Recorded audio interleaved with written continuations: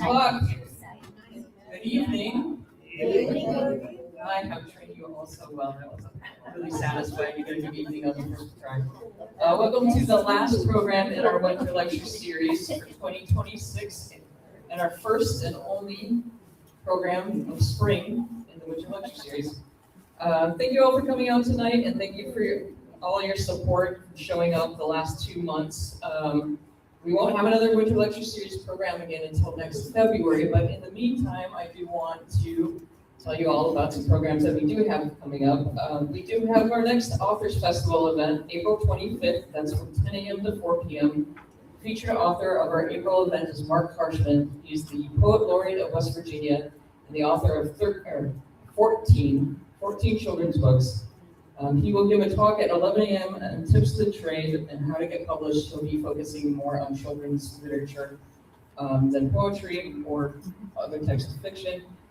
And then he will offer a creative writing seminar at 1 p.m. that will be more across the board. It doesn't focus just on children's literature. So if you're interested in creative writing at all, he's doing a writing seminar at 1 p.m. and then if you're interested in getting published, he's doing the talk at 11 a.m. Both are free and open to the public. Additionally, 18 authors will be here. The table will have tables set up all of across the this room, the activity room. I couldn't remember the name of the room that we were in. And they will be selling their books, and they love to interact with the public. So please come and ask them questions. They're all very nice people, and they have done a lot of work to get their books ready to sell to the public. So that, pardon? The date is April 25th, and it starts at 10 a.m. with the talk at 11 a.m., the seminar at 1 p.m., and then it goes until 4 p.m. So it's an all-day event on Saturday, April 25th.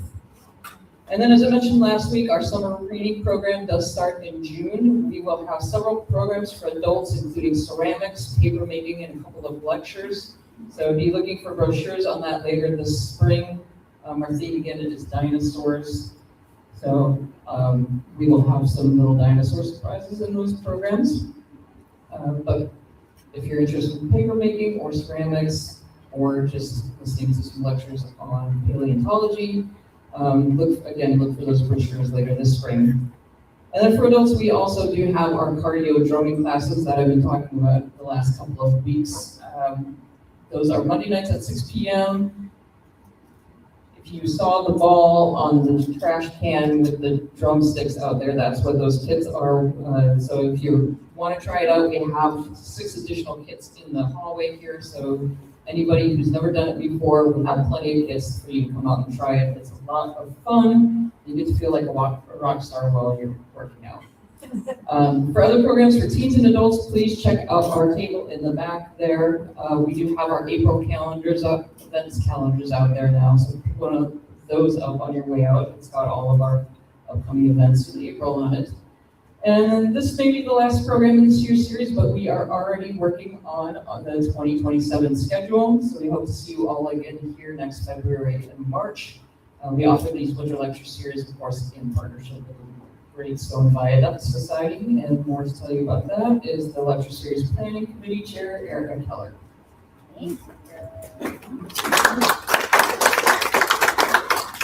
Well, it's been a wonderful season. We're so glad so many of you could come out. We hope to see you again next year. We do have a last few things. Hopefully this spring we'll have a lot of new developments at the plaza and at the pipe yard, and hopefully we've got some new things coming like our caboose. And so we would really love to have more members join to enjoy these new developments. So if any of you are questioning whether you'd like to join, we do have a lot of information on the back table. And there's different membership levels that you might feel comfortable with. And we're always looking for new members. And one of those great benefits of being a member is we are offering some train trips. So we have one right now. This is our Age of Steam Roundhouse trip. And if you've been to the Age of Steam Roundhouse in Sugar Creek, it's amazing. It's huge. It's unbelievable. And that's currently where our caboose is being housed and restored. And if you've never been there, it's a wonderful experience. It's kind of like stepping back into time seeing some of these amazing locomotives. So if you're interested at all in our trip, we have some information. It'll be June 20th, and we have some more information in the back. And also another perk of our membership currently right now is with any $50 membership, you do receive one of our calendars. And these are full of photos of Belair that were donated to the library by Dan Frizzy. So this is the first in a series, and this is free with your membership. So if anyone is interested in any of that, if you're interested in the trip, we have 2 trips going on this year. This is just the first one. And also, if you're interested in becoming a member, we have a lot of information in the back. Visit our table. And it's been a pleasure again this year. So thank you all so much for coming out and supporting the Winter Lecture Series. And we hope to see you again next year. So thank you guys so much. Thank you, Erica. As always, I do have a few quick announcements before we do get started. If you are new with us and you would need to use the restrooms at any point, you go through the hallway to the left and then take a left down the next hallway, and the bathrooms are right inside the hallway there. Our programs are live streamed on Facebook and YouTube, but they are available on our website for playback after the broadcast finished. And then before I introduce tonight's speaker, I do ask out of courtesy that everybody silence their cell phones now. We don't want any outside phone calls barging in on tonight's program. Dan was asking me if I got my puns in order for tonight. So it's probably a boat, and that's not Canadian, that's another pun. Time we start talking about canals. So without further ado, our speaker tonight, Thomas O'Grady, is an instructor of observational astronomy at Ohio University, where he has taught astronomy courses for more than 4 decades. He is Director Emeritus of the Southeast Ohio History Center, serving as an Executive Director from 2014 to 2019. He's widely known for his interdisciplinary work connecting astronomy, Ohio history, archaeology, and environmental studies. He's a frequent public lecturer throughout the state, and he's here with us tonight, and remains a leading advocate for regional history. Everybody, please welcome with us tonight, Thomas O'Grady.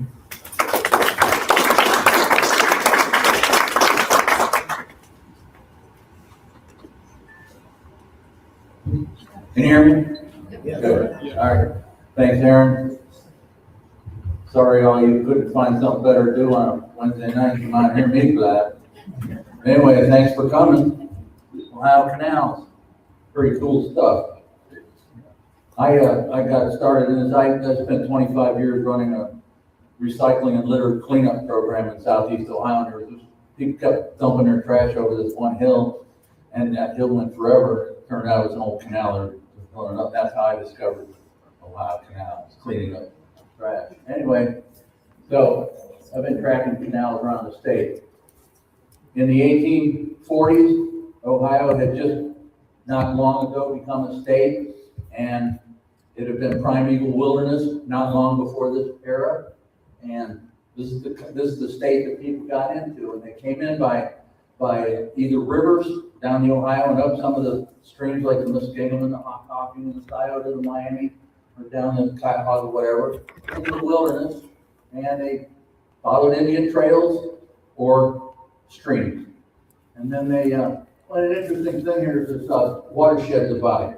Any water that hits, rainwater that hits in the blue area flows north into the Lake Erie and south. And that watershed divide is something that the canals had to deal with. The Native Americans had to deal with it. You can see it run. All the streams up there run north, all of the other ones run south into the Ohio. Native Americans had to portage that area. So did the canal system. They had to get up over. First thing people did when they got here, they were scared of the forest.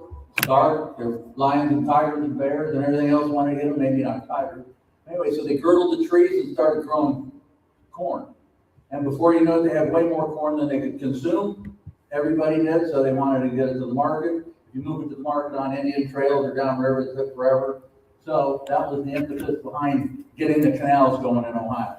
In 1825, they just opened the Erie Canal, which linked basically the Atlantic Ocean with the Great Lakes, starting up the Hudson River and going from Albany, New York to Buffalo, New York, getting on Lake Erie. So Ohio was excited about canals. They were so excited that they almost considered putting the canal boat on the state seal early on. I remember looking at this map, seeing that barrel floating around. Ohio's had a hard time keeping care of the stuff it wants to get rid of for a long time. So anyway, they broke ground on July 4th, 1825 at Hebron on the National Road just west of here. The same day they broke ground for the National Road up here in Belmont County. And big day for the, Ohio Department of Transportation, but they didn't exist. Anyway, earlier that year, as I mentioned, Governor DeWitt Clinton, he married the waters of the Great Lakes with the ocean, and he came over here to break ground at Hebron, Ohio. And that's where Buckeye Lake is today. That was the Great Buffalo Swamp. It was a wet area. They eventually dammed it up to hold water. It's not very deep. You can't walk across through the mucky, but it's only about this deep, even out in the middle. And it feeds the canal northward, the Ohio Erie Canal anyway, northward up toward Coshocton, etc., and southward down toward Circleville and Chillicothe. One of the things they had to negotiate is the changing elevation, so they built a series of locks. And from Lake Erie, they had a lock up to the top of Summit County, back down into the Tuscarawas and the Spring River Valley, then back up over the glacial deposits around Newark, and then back down into the Ohio River Valley. That took a lot of stone cutting and lock building. Canals had to be a minimum of 26 feet wide at the bottom and 40 feet wide at the top. A minimum of 4 feet deep. They could be bigger than that, but not less. And had to be wide enough so canal boats could pass each other. And they dug it by hand. For the most part, by hand. Irishmen, mostly. And there were these canals follow streams. It was always wet down in there. There were a lot of mosquitoes. They were getting mosquito bites. They were getting malaria, and they were dying. They say there's a dead Irishman for about every mile of the canal systems in Ohio. That was before anybody figured out the mosquitoes were vectors for malaria and other types of diseases. This guy is considered one of the fathers of Ohio canals. There's a bunch of them. This guy's Alfred Kelly out of Cleveland. And he would make sure that everybody followed the directions. When you build a tow path or heel path, he would make sure you didn't dump your garbage in there and fill it up, covered over with soil. It was supposed to be how it was supposed to be. And these guys really, in many ways, made it happen. So then he got it going. Canal boat. A lot of times the people who own the canal boat lived in the front end. They might rent out space on the back for passengers. The center usually was a stable for livestock that they would switch out pulling it. So when they got the canals open, and I forget what year that was, they finally got the Ohio Erie Canal open, and they wanted to open the gates up at Buckeye Lake, and the governor went down to Waverly, Ohio, with a whole bunch of people. They're going to have a big celebration. We're going to open the gates, this big wall of water was going to come on down. And they got down there, went down there in horse and buggy, and then the water never showed up. Because they didn't count on all the glacial deposits and all the sand and gravel, and it sucked that water up like a sponge. So late at the end of the day, the governor headed back up to Columbus, and sometime the next day the water showed up. Planning's been a tough issue in Ohio for a long time, too. Speaking of that, the Ohio boat, or it's called a state boat, I don't exactly know what it did, but it cruised the canals. And when it got to the first lock, locks had to be 15 feet wide, 90 feet long, minimum. And they would raise and lower the different elevations depending on the landscape. Got to the first lock, it was too big to fit in the lock. Planning, big issue on the canal. And so here's this up around Cleveland, Cuyahoga Valley. It's spurred a lot of development, engineering development and things like that, and commercial development. So there's stores along the way. There's a lot of industry. This is up in Cleveland where the flats, almost where the Cuyahoga River flows into the lake. And the canal, this canal road here, that's where the canal used to be, just follows the river in many cases. Every time they had a lock, there's a lock tender's house. Somebody lived there. A boat showed up, they had to go out and lock them in, going one direction or the other. And that always caused a fall of water. And they almost always built a mill or something else to take advantage of that falling water. Here's another lock tender's house. I don't see the water in this one. But it shows up, another lock tender's house next to another lock. Lots of this. This is the peninsula. Mills grew up down around Peninsula. Locks. There you see some of the water. James Garfield, he would walk the livestock along the canal. He wanted to be a sailor, but he didn't know how to swim. So he didn't get in the Navy, and he ended up with canals. And he fell in one time, and he stopped doing that, I guess. Anyway, he went on to do other things. You've probably heard of it. The canal went through Akron. The guy who owns some property there, that's high ground where Akron is, on Summit County, up on the summit. And he lobbied the legislature and said, if you come across my property, I'll build you a town. So if you build it, if you come, we will build it. And so that's what Akron is. It means high point or something like that. And so the canal is up there. There's no stream flowing through Akron. It's up above all that, above the Cuyahoga River. This is up around the Akron area. You have to remember, most of Ohio was agricultural at that time. Even the cities, the manufacturing that was going on in the cities was mostly making stuff for farmers, because they were the biggest consumers in the country, or in the countryside. They were making plows and scythes and grindstones and everything else. Another lock tender's house, another lock, same again. So that's Bird Mills. They always had a towpath that the livestock walk on. They call it the other side, the heel path, even though towpath isn't spelled T-O-E, it's T-O-W for towing. They had a heel path. And the speed limit on the canals was 5 miles per hour. Anything past that would create wakes, which would start eroding the canals. They got it down to Circleville. They're just coming down from Buckeye Lake. It gets to Circleville, and they decided to cross the Cuyahoga River. So they built this giant aqueduct here. It looks just like a covered bridge, but it's full of water. Pretty amazing. So you would go into a lock, it would raise you up to the level of the bridge, and then you go across the aqueduct and come down on the other side and get back down into the floodplain. There's a more modern bridge after the roads came in. There it is in the wintertime. Of course, the canal shut down for the winter, the water froze, so boats would be dry docked. Look at that thing with the fir arches, pretty amazing. And of course, it was always leaking because it was wooden and there was a lot of seams. And in wintertime, the leaks would freeze and it would make these curtains of ice. And they were kind of an attraction for the folks in town to check out the curtains of ice at the canal aqueduct. They had aqueducts on a lot of rivers in Ohio. Here's one on Raccoon Creek up around Licking County somewhere. There's one on the Licking River up that way too. Some of the aqueducts didn't have a top on them. They weren't covered. That one's another one crossing Payne Creek down in Ross County. Repairing aqueducts. So it was a full-time job all the time. Some of the transportation on the canals was excursion. People would go out on Sunday rides, and so they had excursion boats. But most of the traffic on the canals was hauling goods. Here's one, a lot. There's a mill there. I think that's up around Zor. Sometimes they had to build dams in the river to back up the river so they could steal some of the water off the river to feed the canals in some areas. When they got, say, up to Portage Lakes, they wanted to cross. So to get the livestock across, they built a towpath across the lake so that mules could pull the boats across the lake and get on the other side. So the canal went through a lot of towns. I believe this is downtown Cleveland at one point. This is over in western Ohio, a town called Laughlin.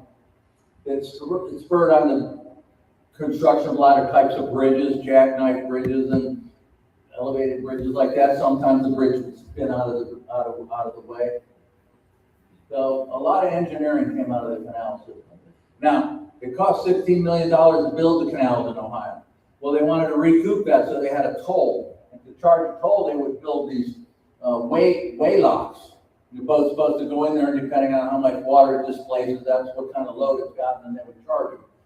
These pictures of way locks here are in other states. They're on the Erie Canal over in upstate New York, and some of those towns up there. I haven't really found too many pictures of way locks in Ohio, and they never collected $16 million to pay for the locks. And there are some people who would say, yeah, they never made their money back, the canals were a big failure. If they hadn't built the canals and got commerce and industry going in Ohio, they wouldn't have brought railroads in. They were very successful, the canals were. They just didn't have it set up well enough, that planning issue about recouping the investment they made. There's another way off. Another one. I think this one might be in Ohio. But we were further out into the wilderness than most of those other places. And then the canal went through this is downtown Akron. That's Market Street today. The canal went right through town, because it was up top again. There it is, Akron. It's outside of Akron. There are a lot of mills grew up there. This is interesting, apples being shipped to Medina. Look at all those apples. Ohio had a different economy once upon a time. This is 17 lot number 17. So they called the town 17, and there's a big mill there, and I'm not sure what the bridge was for. The place is still there. I believe that building is still standing, but the rest of that stuff's gone. This is the newcomers town in Tuscarawas County. That building there is still standing, and the canal went right past it. You can see that German cross up there in it, and canal went right on by there. And there's that building today, and there's the German cross up in hardware store today. I like this building. It sounds like a downstairs kind of a building. They built it down the block. This is Chillicothe, and boy, we sure cut all the trees in Ohio. It was a primeval forest, and then it wasn't. This is down around Dover, along where the Tuscarawas River is down in there. You can see the Tuscarawas River here, and the canal's running alongside of it. Same here, that's the Tuscarawas, and here's the canal. Spurred a lot of mills along the river. For sawmills, paper mills, grist mills, woolen mills, whatever you needed. You make a mill, because you can't let that falling water go to waste. Here's in Magnolia. There's another canal that came from the Ohio River over near Pennsylvania across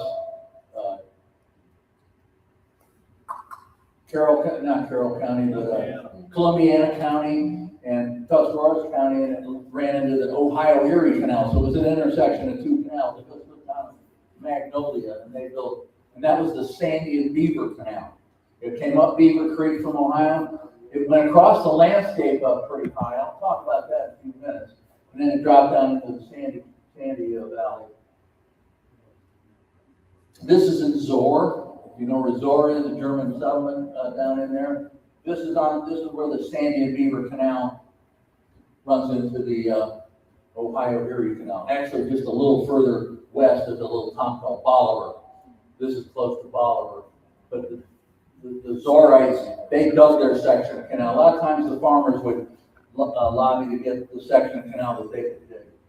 This is Zoar. If you haven't been to Zoar, go to Zoar. I just threw a few pictures in there.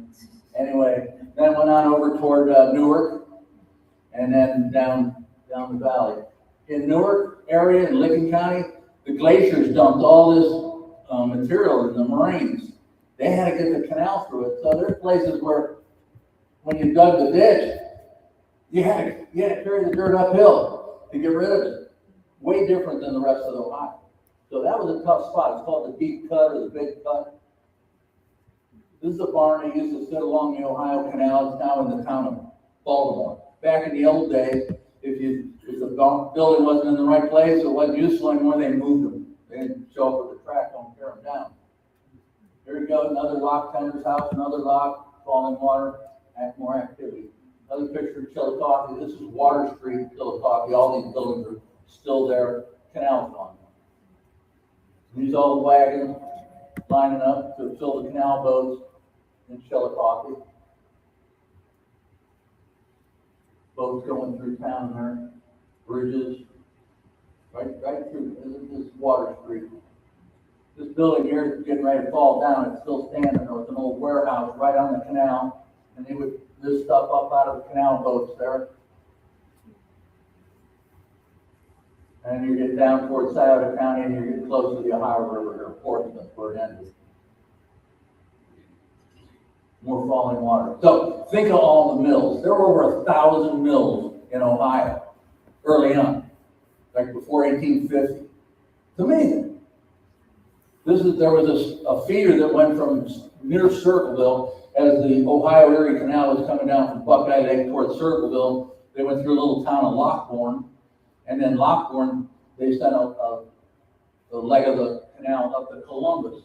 This is right downtown Columbus. That's the old armory. It's now an Armory Cultural Arts Center or something right downtown. You can't see any of this anymore at the park, but that building's still standing. And it stopped in Columbus. It didn't go through it. And then they took goods up to Lake Erie.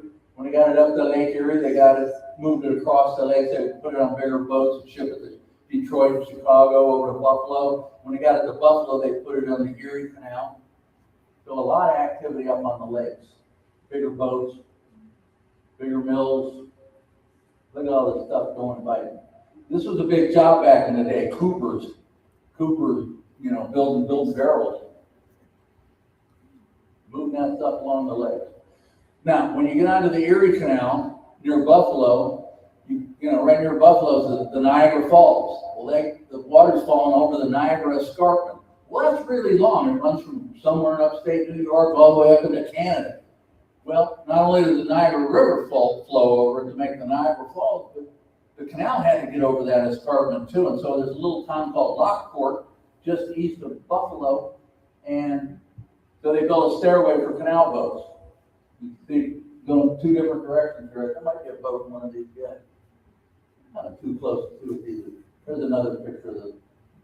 Isn't that amazing? Look at the engineering.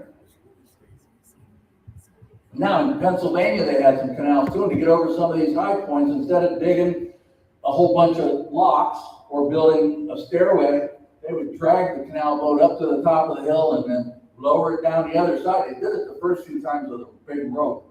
Sometimes the rope broke. So they went to woven wire or steel cables to do that. Sometimes they built a railroad to put the boat into a rail carriage and pull that over. They did a lot of this stuff in New Jersey and some of those other places back east. There's a lot of these slides and lowering things down on cables. But the canals really drove a lot of technology back in the day. Now down in Coshocton, they built one of these stair steps. We didn't have 5 locks, but there's 3. And that's on the Walhonding Canal. It's just a short canal that goes up the Walhonding River and it comes in and flows into the Muskingum River at Roscoe Village and Coshocton, if you know where that is. And so these 3 locks are still there. Pretty cool. Then they'd have these big areas dammed up with water. Those are feeder lakes to keep feeding the canal system. Because every time a boat goes through a lock, you lose water. So you got to keep replacing that. So they have feeder lakes, smaller ones on the side, slack water areas, things like that are pretty far from Buckeye Lake and the Summit Lakes and places like that. Now, sometimes they had to build a tunnel. This happens to be not on the Ohio Canal system, but the Chesapeake in Ohio, the C&O Canal. This is in Paw Paw, West Virginia, and it is following the Potomac River. But instead of building a whole series of locks, they decided to go right through the mountain. And a lot of people died. Lock being more than 5 or 10, that's a lot, isn't it? Just that's a little tunnel for a canal boat to go through. Here's the towpath, and then the rope would look like run along the edge of that railing there. You can see the road. That's still there. You can go walk through that thing. It's almost 3,000 feet long or something. You barely see the light at the end of the tunnel. But anyway, that's the smoothest railing you ever ran your hand across because of the rope running over it all the time. A lot of excursionists go through there. Now, Ohio had 3 tunnels. More than that one, anyway. Here's the extent of the canal system in around 1850, I believe. And that's the Erie Canal up there coming from Albany to Buffalo. There's a lot in Pennsylvania main line. See, they had to connect these 2 here. That's where they did that. And then Ohio is really covered with canals. And then there's one that leaves Ohio over here at a town called Junction. Imagine that, at this junction. And that's the Wabash and Erie Canal. So that links Lake Erie with the Ohio River along the Wabash River. Then there's this little canal up here in Illinois. This is a sad one because it introduced, when they got it cut through, it introduced some kind of species of things that shouldn't be in the lake, into the lake. And they've been having problems with it ever since. But anyway, here's Cleveland. So the Ohio Erie runs from Cleveland On down here, Bolivar's where the Sandy and Beaver comes in. There's the Pennsylvania and Ohio Canal that goes over to Erie, Pennsylvania. This one goes over just to the Ohio River, a town called Glacial. There's that Walhonding Canal. There's a lot of feeders.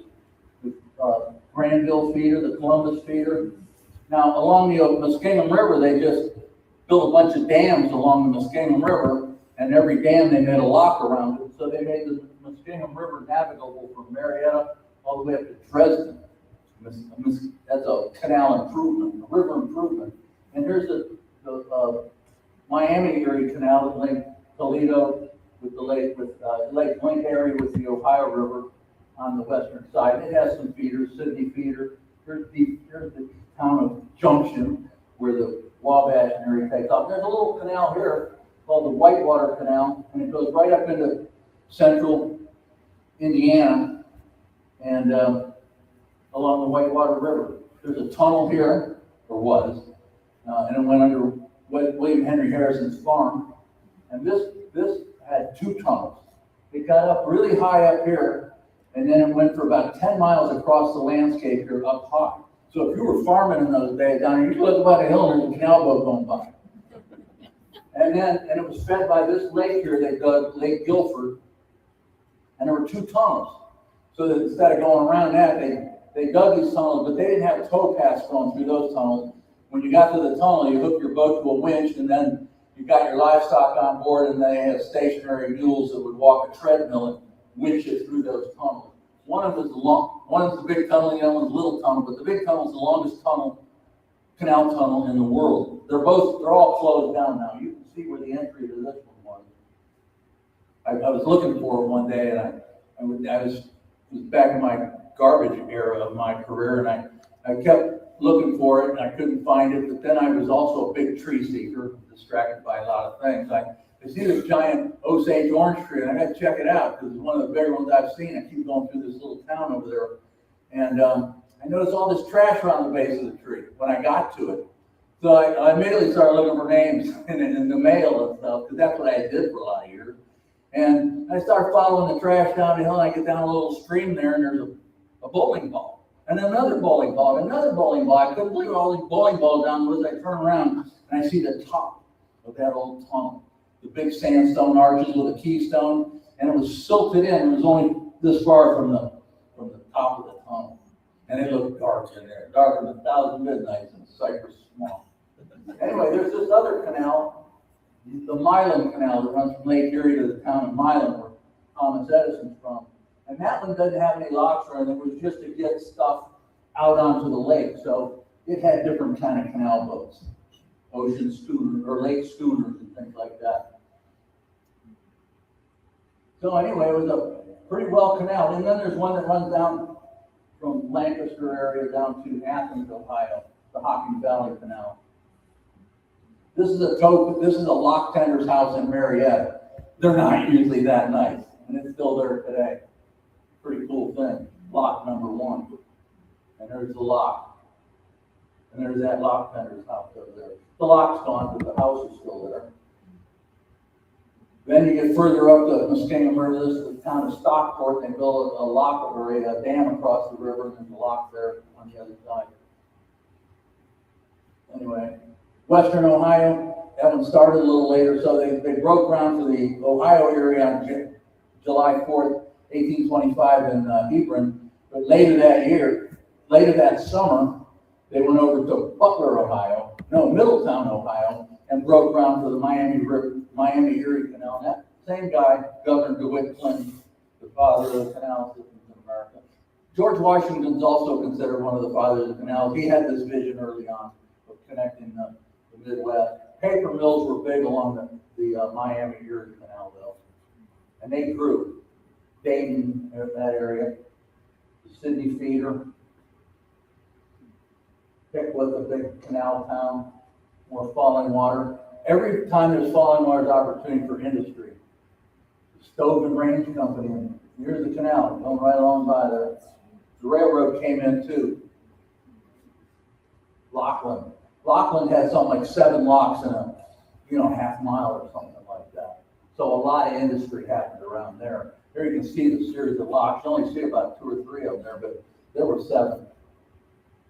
There you can see them going off into the landscape there at Lockland. You know, you can look at a map today and follow the canals, you know, Canal Winchester, Grove, Port. If it's got the name Port or Lock, way out in the middle of the cornfields in Fairfield County, there's a little place called, what was it called? Lock Haven or something like that. All you see is corn everywhere. But it was a little stop on the canal system. There it is going through downtown Cincinnati. This date here. You know, there it is right there. It got a little rough along the canals. And of course, there were lots of bars and joints like that for the canalers. And then it got rough when it got abandoned. It got abandoned a long time ago. There's a bunch of people out on excursion, and that's downtown Dayton, that church there. I've not figured out where this curved aqueduct was. That looks interesting. Oh, somewhere over in the Miami area now, still working on this stuff. There you're going right through Dayton. That's a little town over there in western Ohio. Here we are heading into the Queen City. This is over the Rhine district in Cincinnati. This is there too. This is now Market Street in Cincinnati, and that's Mount Adams up there. That's going to come up again. There's Mount Adams way up there. And it came right through town. And they built the Cincinnati Music Hall right on the canal. And that's a big place, and it's still there. But this is now like a 6-lane highway. And at some point they decided in 1888, we're going to take advantage of that canal, and they had the Centennial Exposition of the Ohio Valley, and they built this big canopy over it, and they had a party on the canal. Look at this.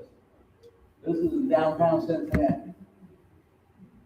Gondolas. Now, we didn't have gondolas on our canal. They came from, you know, Venice, Italy, but hey, we have a canal, let's have a gondola. So there it is, built right over the canal. Lockland again, a little upstream. Loading the boats. This is up on along the Auglaize River where the canal crosses, and they're loading some agricultural materials on. Changing mules. I noticed this one when I was struggling looking for pictures for the canals. I thought the canal collection office. I don't think they collected much. No wonder they're on the second story of the little town. There's another canal collector's office. John Patterson, it says, was one of those. John Patterson is the guy who went from Jackson County running a little hardware store over to Dayton to create national cash registers. But he worked in the canal office at one point too. They hauled a lot of cordwood out of southeast Ohio, like this, up to the city.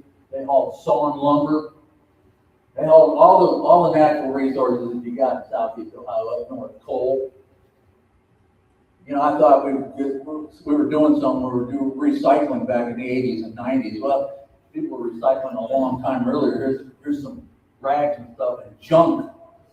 Junk was valuable. They were loaded on the canal boats way back in the day. Here they are hauling some coal, grindstones, pig iron.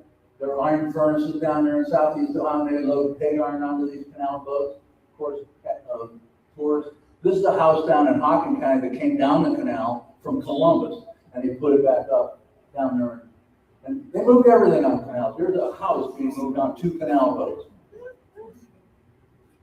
Some of the stuff they hauled, whiskey, a lot of whiskey, pork and bacon and things like that, candles, iron, steel, coffee, sugar, bricks, you name it. They moved it all. This is just one short period on the canal. Some of the clearances, the tonnage, a lot of salt you see there, a lot of iron, some lumber, all this stuff, lard, iron, gypsum, grindstones, you name it, clocks. I saw this one thing that shipped all these salad trees. What the heck are those? Well, down in southeast Ohio with the wood, they would build the frame of a saddle, and they ship them to Columbus, Cowtown, and they had a lot of cows there, and they had a lot of leather, so they would cover the saddles in Columbus. And everybody in Ohio was using horses. One of the stranger cargoes hauled out of Ohio was the Native Americans from up northwest, up in the above the Greenville Treaty Line where they all got pushed. And then in the 1842 or so, They loaded them all onto canal boats and took them down to the Ohio River. They stopped one night in Middletown in 1840s, wandered into town, and people hadn't seen Native Americans, maybe ever, and it was a little interesting. They took them down to the Ohio and shipped them out west to Oklahoma or something like that. But I thought it was interesting when I found the newspaper article. The daily receipts by Emeritus: 134 barrels of whiskey, 218 dozen flour, 10 sacks, 105 15 pounds of wool, 43,000 dozen merchandise, 8 barrels of varnish, 2 Indian ponies, Miami Indians, 225 over and 78 under 8 years of age, 49 perch stones, 4 pigs. They just listed them like another form of cargo. It's only bold because I bold. It was just cargo, that kind of stuff. The canals were multi-purpose. When they froze over in the winter, they cut ice off of them. So they had big ice industry around Ohio, cutting ice, putting it into ice storage, and they'd ship the ice into towns. Remember the cold storage buildings back in the day? They'd ice skate and play hockey and whatever on the canals, on days. Swim on the canals and the canal locks, or not the locks, but the aqueducts. Everybody I see, every picture I found them swimming, they're always skinny dipping in the canals. This one, I forget where that is, but this one's over near Middletown in the Miami area. Everybody's skinny dipping. They even fish in the canals. You can take your date out underneath the aqueducts. You get baptized in the canal. You had to really be careful where you made these decisions, because people also dump their trash in the canals, and their outhouses were in the backyards, and they were on the canals too. So you just had to think about it. The canals didn't flow very fast. In fact, hardly at all. They were mostly kind of stagnant water. People lived on their canal boats. Here's an interesting view, and they were hauling coal. You can only imagine the sanitation conditions on the canal boat. There's laundry day on the canal. They're all washing it. This gal over here is washing her clothes while she's still wearing them. You see her over there? Anyway, life on the canal. John Quincy Adams. Congressman John Quincy Adams. He's the only president who, after he left the presidency, went back into Congress. He spent the rest of his life in Congress. And he was the biggest advocate of astronomy in America in the 1800s. He was the Carl Sagan of his area. Everybody heard of Carl Sagan, right? My students have never heard of Carl Sagan. Anyway, he was promoting astronomy for years. He tried to get an observatory built. He'd been an ambassador to a number of countries in Europe and in Russia. He visited observatories, and he came back. His first State of the Union address, he called for the establishment of a national observatory, because he said in Europe they have upwards of 130 or 180 of these lighthouses of the skies, and in North America, not one. And he had a lot of detractors, and they accused him of wanting to build lighthouses in the skies for the rest of his career. Really drove him nuts. He said, I didn't say that. But anyway, he worked on it. He had a hand in the construction of the Harvard Observatory, the Cincinnati Observatory, the National Observatory in Washington, and the Smithsonian Observatory. But he came to Ohio by canal boat and stagecoach in 1843 to lay the cornerstone of the Cincinnati Observatory. And I found this little section out of his journal where he says, we beguile some of our new supernumerary hours. You guys all have some extra supernumerary hours, right? With card parties such as whist and euchre, a game of which I had never heard. So this is an important piece of American history. John Quincy Adams learned to play euchre somewhere between Akron and Zor, amidst these perpetual interruptions going through locks and things like that. The afternoon, the sky cleared off, and I'm approaching a place. It was really nasty weather as he's coming down the canal. And it's October, and he's got a bad cold, and they're all cooped up in the canal boat, and he's playing cards. He's always writing in his journal every day. And then the sun came out. So he said, the afternoon sky cleared at a place when they were approaching Roscoe. And several of us landed and walked about a mile, and we eventually had to get back on the boat. And then I was in Coshocton one day a few years ago, looking at old buildings. I saw this cool bank, and I thought, if it's that cool on the outside, I wonder what it looks like on the inside. And when I went in, there was this big mural on the wall behind the tellers. And I'm looking at it. If you've ever been to Roscoe Village, that's the old warehouse restaurant. It's still there. It's still open. And the canal is right here. It's the highway now. But I'm looking at this thing, and I see this guy here. The old guy with the long sideburns, coat tails. And I thought, wow, what's that? That's where he got out to walk along. And I was so anxious to ask the lady at the teller. I said, what's that There's all about up there on that wall. She says, I don't know. So I've been telling people for about 10 years that that's John Quincy. Yeah, that's where he got out to walk along the canal that one couple hours or so back in 1843. That's him, isn't it? Looks like it to me. Anyway, there's the canal warehouse. It's in that picture over there. Still there. And he was headed to Cincinnati to build this thing. He laid the corner. So if you ever been up on Mount Adams in Cincinnati, it's named after him, not his dad. It used to be called Mount Ida, and when he got down there, he gave a 3-hour speech on the history of astronomy, all the way back to the time of the cave people. There's the telescope, and it's still working. It's the oldest continuously operating telescope in North America. John Quincy, and there's his name, 1843. And you can read all about it. He talks about every single day on the canal boat and all the names of the people. And he wasn't accompanied by any Secret Service or anything, just him. He didn't come with anybody, he came by himself. This is a guy named Pearl Nye, and he collected all the canal songs, My Gal Sal on the Erie Canal, that stuff. He preserved a lot of the heritage, and you can go to the Ohio History Connection, and he's all about that. And he grew up on the canal. This is the Nye family. Forget how many there was. That's his clan. This is Lancaster, down on the Hocking Canal, and there's a series of warehouses there. That's the main street with the malls on and stuff. You would never know when you go down Memorial Drive that this is what it looked like at one point in time. It's Taco Bell after, them. Every town has them, right? They show up in a lot of pictures. That series of. There was a packet boat that ran between Lancaster and Sugar Grove. People would occasionally take that to work.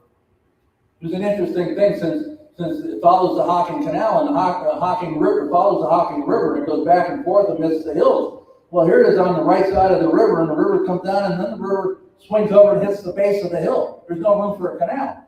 So they would build a lock, build a dam in the river, build a lock, get the water to go to the level of the river, go down on the river, and then build a towpath along the river, and then you pull the boat down the river. Well, then there's a stream coming in to the river.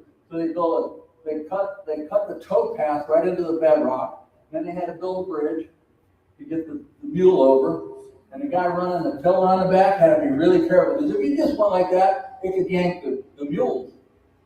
They go in for a deep plunge. And it happened. It's all written about. Another excursion down there, there's a natural rock bridge down there that people go out and see. There's a going into Nelsonville, Robbins Crossing, and then on down. Nelsonville's way different too. They used to have a tannery and a mill shop right up there. Here's the canal boat running right down the main street of Nelsonville. But the trains are coming in. They had a planing mill, and they were building canal boats. Nelsonville didn't do anything like that anymore, but the trains coming in here somewhere. You see it over there, and the canal boats on the main drag.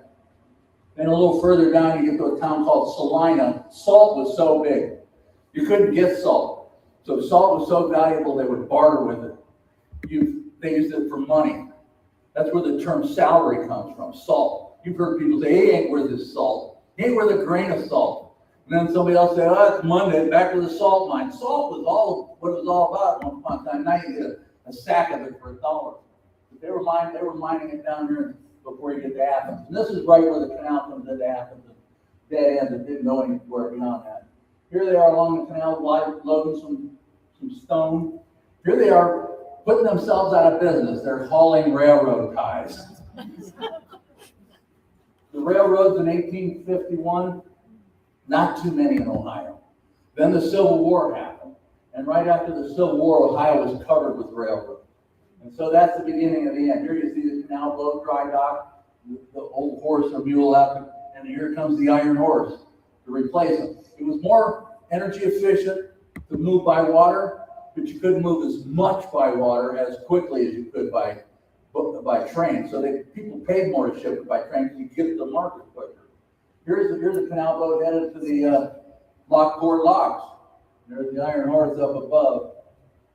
So the canals deadened, or the railroads deadened the canals a bit, but it was the floods. And the last nail in the coffin was the flood of 1913. This is Akron, and Akron's up on a hill, and it's flooded. It tore up the locks and the gates.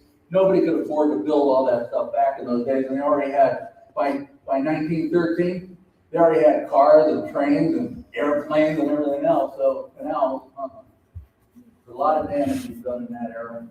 At one point on the Miami-Erie Canal, they wanted to get away from the livestock, and so they got the electric mule, and it would pull boats along the canal. And here you can see some remnants of the old mule track here. The electric mule, see the track over on the side.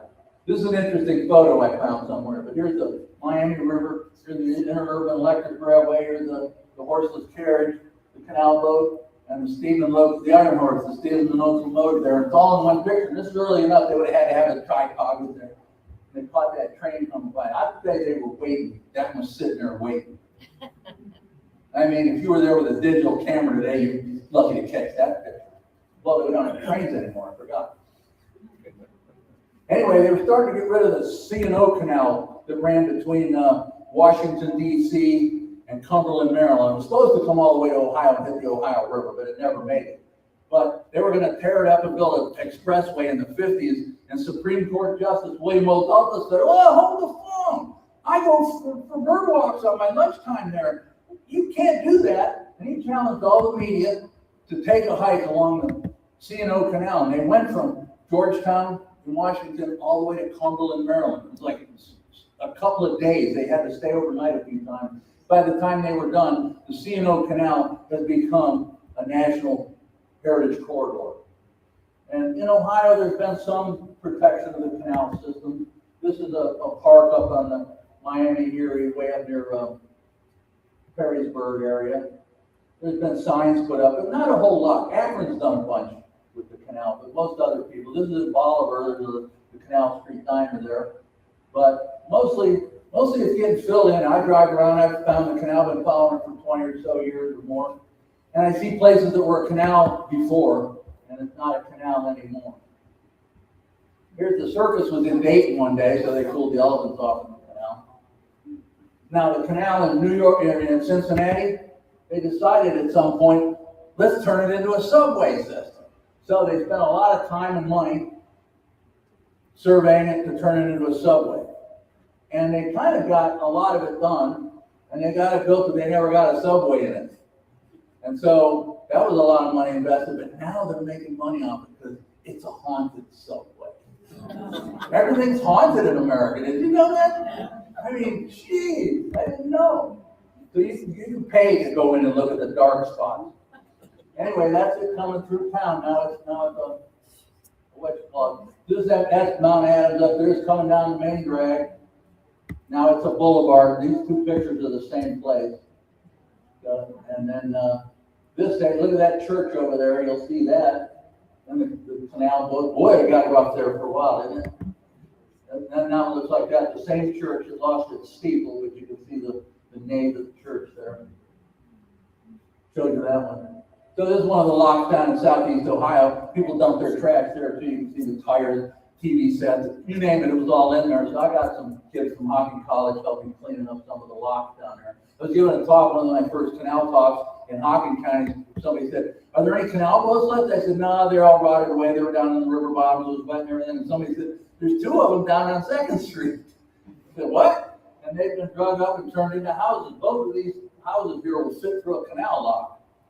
And I found one at Buckeye Lake up on the shore that was a cool little cottage for sale, and they were getting ready to tear it down, and turned out it was an old canal boat that they moved up. But anyway, here's an old lock. This is the only one I know in Ohio. It's got a sloping wall. It's called the Sheep's Pen Lock. Don't know why it has that name.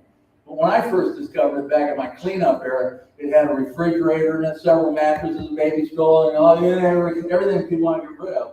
So we cleaned it up. Next thing you know, they put up a historic marker, which lasted about a week before it was broken off. But then they put it back up with I-beams. It's still there now. Some kids did that. This is an aqueduct. This is called a culvert, where the canal goes across the top of this stream.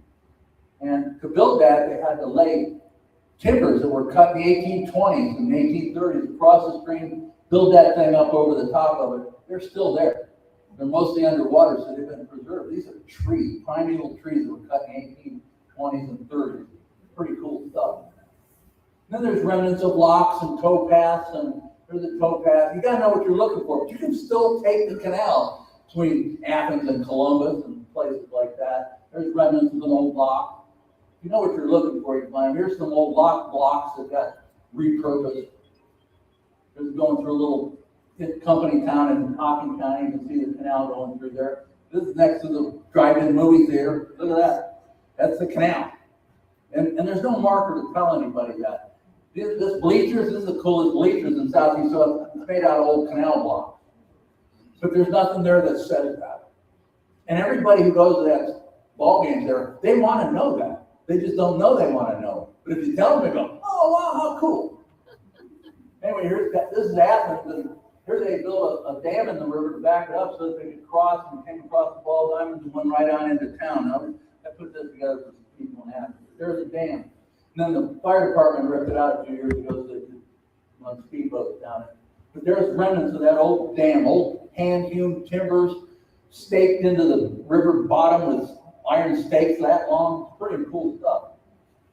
You see a little bit of heritage down in Southeast Ohio, some murals on some buildings. But mostly it's fading away, disappearing. They're filling it in. This is an aqueduct, the only still working aqueduct in America that I know. It's on the Whitewater Canal in Indiana. I forget the name of the little town, but it looks like a town. Evansport, no. Some kind of port. It's always a port in Indiana, and there's a canal boat in town there, the Benjamin Harrison. It looks like the time stopped in 1840s in this little town. So if you're ever over in Indiana, check it out. The aqueduct is still standing, still working. But basically, you know, these things, they kind of rotted away. That's me and one of my best hiking buddies there. Anyway, that's it. That's all I have for you. Do you have any questions? Do you have any answers? Oh, yes. You have books on this in the library? Yeah, books on the canal. Anybody upstairs would be happy to help you find a book on canals.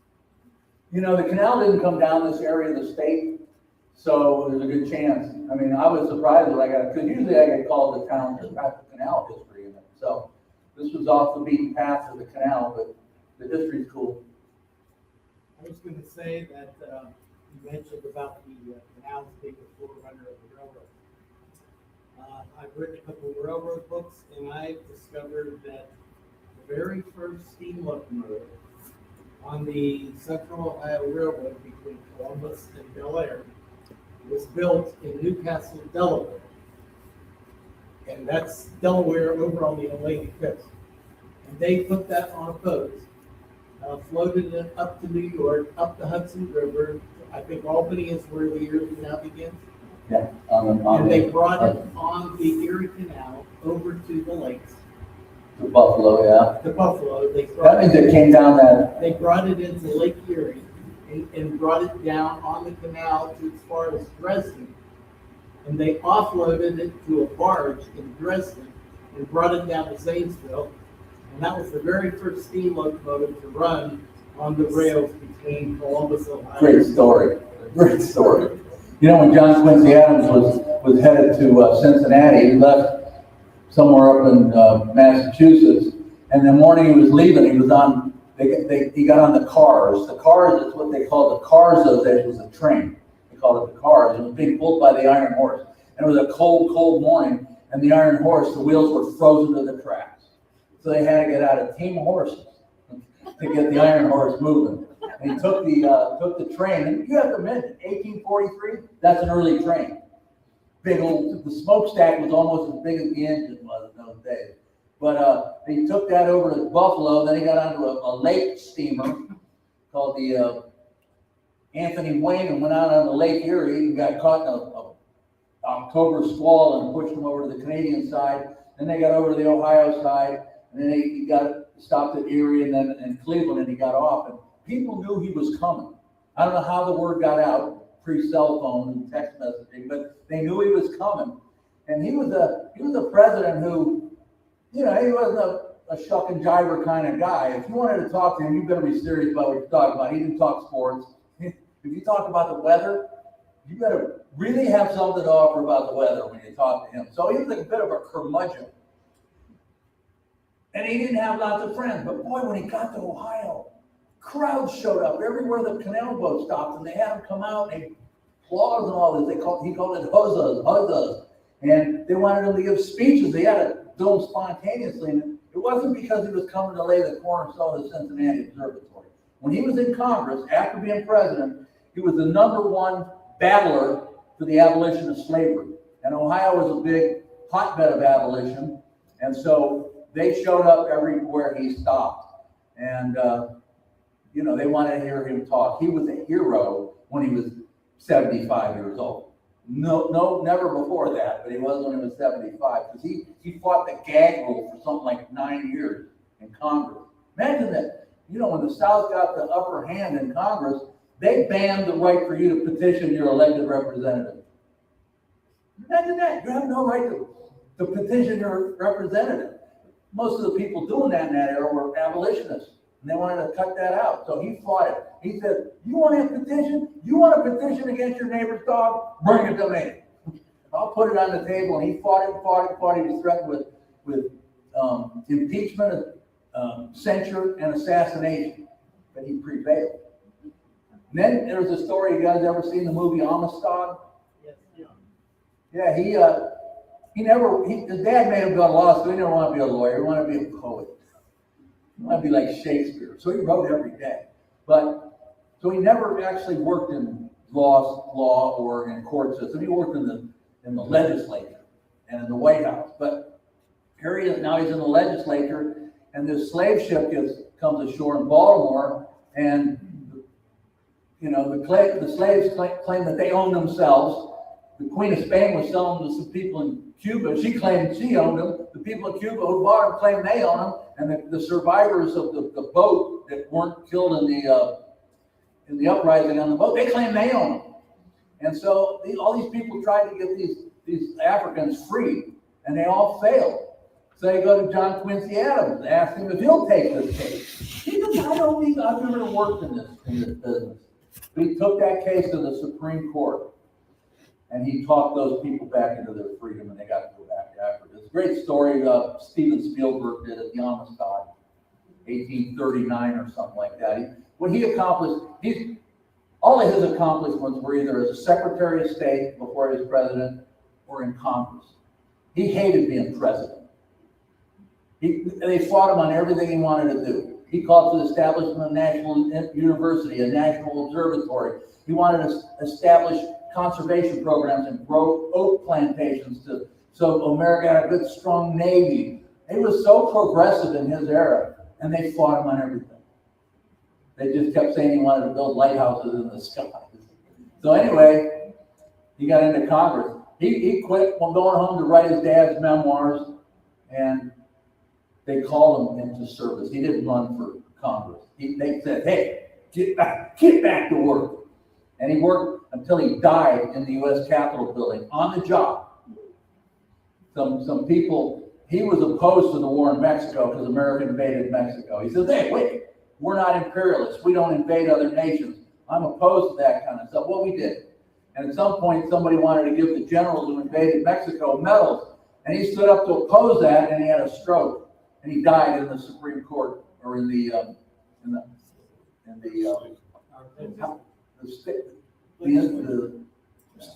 National Capitol building, in the Speaker's office. And one of the guys who supported him in that opposition to the Cuban medals was a freshman congressman from Illinois named Abe something.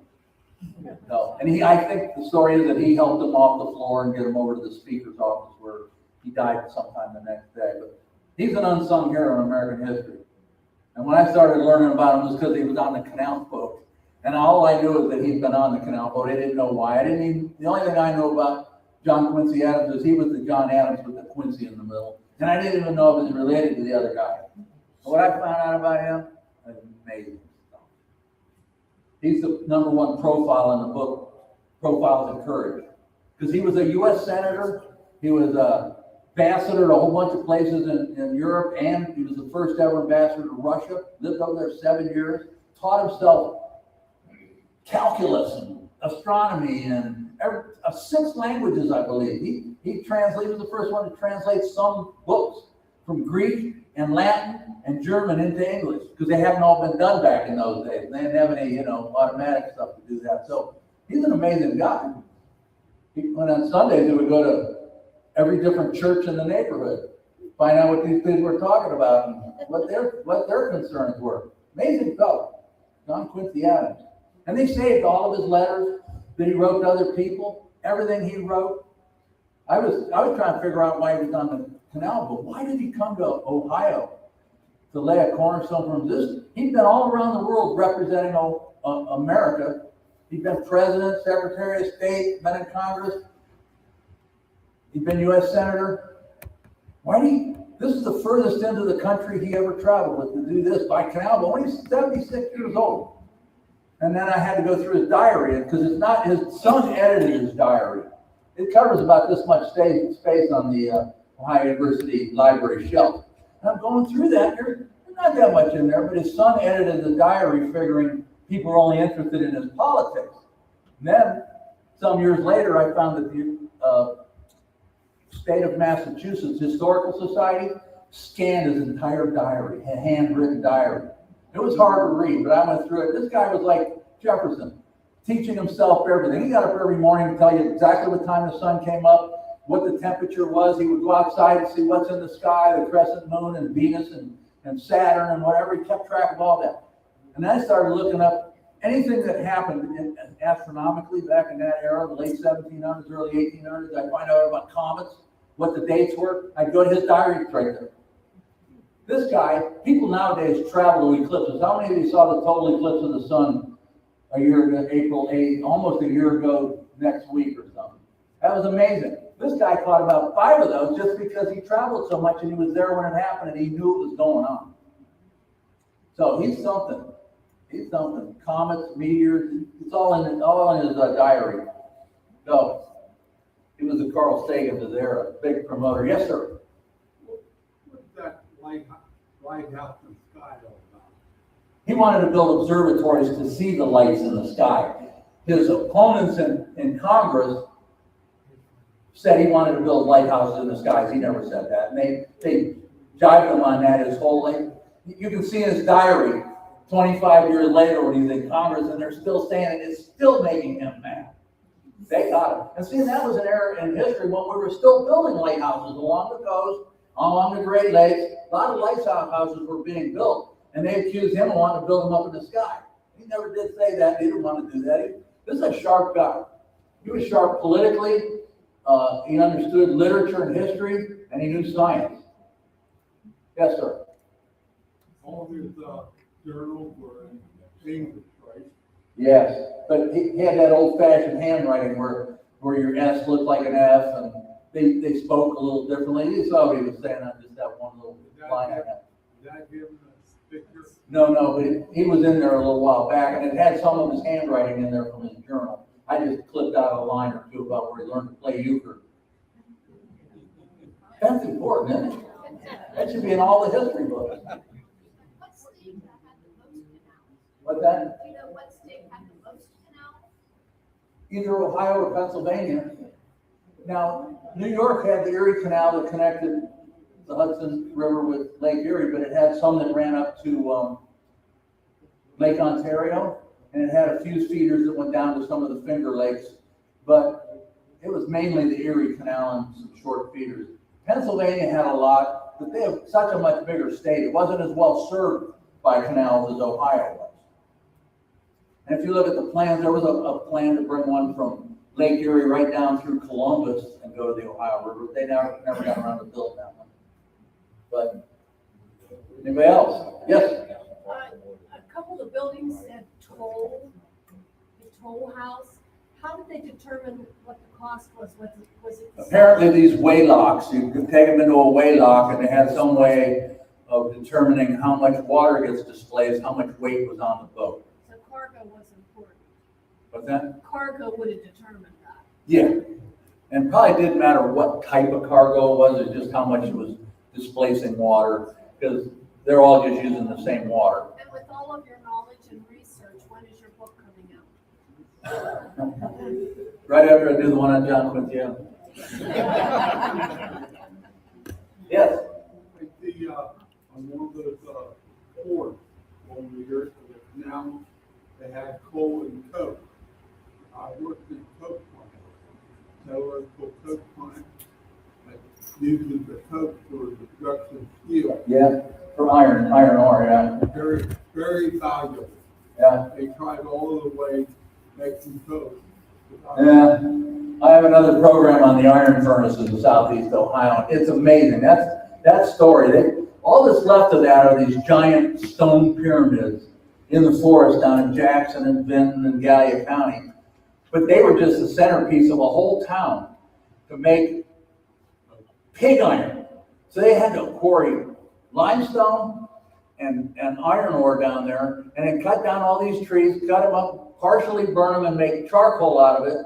And once they sent one of those iron furnaces to blast, they kept it at blast for 13 months at a time. That means people were dumping stuff on the top of that chimney all day long, every day, for 13 months. And they were making a product. This is high-level metallurgy in a primeval forest, and they're making a product called pig iron that they can't even use. Then they have to load that up in big wagons and have oxen pull these wagons down the Ohio River, put them on boats and ship them to Cincinnati or Pittsburgh so it can turn into a frying pan that they can use. Pretty amazing story, but it helped win the Civil War. It helped build the railroads, and it helped build the weaponry for the American Civil War, these iron furnaces in southeast Ohio. There were some up in Youngstown area and a few others, but the Hanging Rock Iron Region is a band that runs through southeast Ohio and into northern Kentucky. Wow, it was the biggest iron operation in America until they discovered the iron ranges up in the Saudi Range up in Minnesota, Wisconsin. Yes? Where, you said that one tunnel was in West Virginia? Paw, West Virginia. P-A-W. The Paw patch. Yeah. It's and the bends in the river of the Potomac River called the Paw Bends. And rather than working their way around them, they went through the mountain, the Paw Tunnel. And you can walk through it, and bicycles go through it every day. Is that after that fruit? That's after what? Fruit, Yes. Yeah, that's what attracted a lot of the French to America around the time of the French Revolution. It was after they had the Ohio Company purchase down in southeast Ohio, somebody created the Scioto purchase and went over to, and they never owned the land, but they went over to Paris and started selling property over there because the French Revolution was happening. And the people who came to Ohio first came to farm. They cut down trees and farm. These people who came from France, they were escaping the guillotine, and they were doctors and musicians and all these other stuff. They didn't have any idea how to farm. And they got down, and part of the thing is they were told that custard grew on the trees in Ohio. And what they were talking about is the pawpaw. And it was sad because they all got there. That's where Gallipolis came from. That's the city of the Gauls of the French in Gallia County. But they got here and they didn't have a clue how to survive. The people from Marietta had to go down there and build them a settlement and take care of them. Because they came with high heels, the guys too. So those were the days, you know. Yes?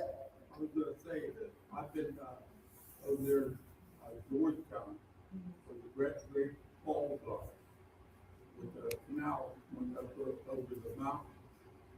And then I've been down to Marietta, up in the Cunningham River, on a ferry boat, where they have hand walks down there. Yeah. Then I've been up to Canal Fulton up around Akron.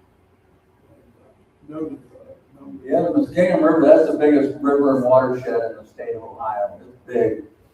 Covers, a third of the state here. It's big. I don't know where Canal Fulton, I don't know the town of Canal Fulton, what water flows through there, and I don't know if that flows north into the Ohio or into Lake Erie or south into the Ohio. It's right close to that water, the backbone of Ohio. Yeah, I've heard about that, the proposal for Lake Erie out of the canal before. I guess they gave up on it. That's just north between Massillon and Akron, like the Ohio River Canal. So does the water flow south into the Tuscarora River, or does it go north into the Well, Cuyahoga? no, it was south at that point. So all the way up the canal, full, it goes down to the Ohio River, down to Muskingum. You know, the summit Pretty amazing. is south of 276, Young's Restaurant. Yes. One last comment. Since you raised Cyrus, what kind of personality was he? A romantic, John Quincy Adams? Was he romantic? Oh, yeah, he wrote poems, yeah, Poems. yeah. And when he came down the Ohio through the Erie Canal through Ohio, these people would show up and he would write in his journal that some woman came up and kissed him on the cheek, and this was important stuff there, yeah. Yeah, and he wrote lots of poetry and letters. His mom, though, Abigail Adams, another unsung hero. I mean, she has some attention, but she trained John Adams and John Adams to do the right thing, guaranteed. They might have had the legal training, but she had the ethics and, you know, the practical approach to life. And she raised John Quincy Adams to be the president of the United States. That was her intent, that he would become that. And there was a lot of pressure on him. And when he went over to Europe, so he went over to get this, he went over to Europe in 1778 with his dad. He was 11 years old. His dad was going over to negotiate with the French for support for the American Revolution. He took little young John Quincy with him. And he wanted the support of the Russians too, who was being run at that time by Catherine the Great. She spoke Russian and French. And the guy that was with John Adams was a guy named Francis Dana, and he wanted to send him up to negotiate some help from Catherine the Great, but he didn't speak French. So he sent John Quincy to be the interpreter with this guy Dana. They went across Europe and Eastern Europe by stagecoach to get all the way up into St. Petersburg, Russia, and she didn't want to talk to him. And he spent like 6 years up there as a kid, became a teenager. He worked his way back through, you know, Scandinavia, and he finally met up with his mom and dad in Paris. And he would dine with Benjamin Franklin and Thomas Jefferson when they were around. When he was in England after Russia, he would go down to what's the guy's name? They have a college named after him in Southeast Ohio. Anyway, he was the foremost abolitionist in England, and he's the one who got slavery ended in England way back in the early 1800s. And so John Quincy in the 1850s going down and knocking on this guy's door, talking to him. So he was so far ahead of his time. He predicted the American Civil War, and he died 20 years before it started. Pretty amazing guy. I'm a fan of his, if you hadn't noticed. Mike, Preston, living at Jones Quincy Adams, with John Adams' son. Yes, one of his sons, yeah. His other two sons were drunks and failures. And John Quincy Adams' sons had some difficulty. These great people put a lot of pressure on their kids, and sometimes they were successful, sometimes they drove them to drink. And it was tough. Robert Frost, same way, hard on his kids. And, tough. One final comment. I had a legal secretary whose name was Dolly. And she told me about going up to the Welland Canal in Canada, which connects Ontario and Erie. So my wife and I went up there, and they have a magnificent bicycle trail all the way along the canal from one lake to the other. And we went to the lots, which are closest to Ontario, because those lots are the highest, because they have to get up to where the escarpment is, to get over the level of Niagara. And Had to go to the Niagara Escarpment. yeah, so Yeah. anybody who wants to see what a real canal looks like today, you can still do that on the Welland Canal. And you can't believe that these ocean-going boats are brought up, steps up, That wasn't for canal boats, that was for ocean-going vessels and lake iron ore tankers and stuff like that. I understand what canals are all about, because I traveled on the Ohio River through the different locks. Uh-huh. Yeah, I worked on one of those iron ore tankers on the Great Lakes. They're all gone now, pretty much. They were big. They have a lock system up in Sault Ste. Marie, or you want to get up onto Lake Superior, you had to go through these gigantic locks. They were lifting up boats, raising and lowering boats that are loaded with 25,000 tons of iron ore. Very amazing stuff. We've been able to do amazing things in this country in the past, but we've torn a lot of it down and threw it away. Kind of sad. It's tragic. Good job. All right. Thank you all for coming.